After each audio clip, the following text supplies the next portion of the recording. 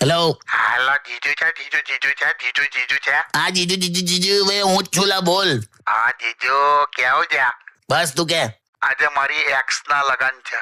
કોણ એક્સ લા? મારી જૂની ગર્લફ્રેન્ડ. પણ તું ક્યું કામ થાય છે? તારા માટે ક્યાં કશું નવું જ છે? એવું બધું થયા જ કરે છે ને. હા એ તો છે.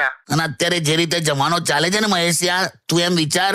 હા સારું છે તારી એક્સે તને ધોકો આપ્યો, ધક્કો નથી આપ્યો, એમ વિચાર. હા કરેક્ટ. નહીં મેં જોયું બધું ન્યૂઝમાં.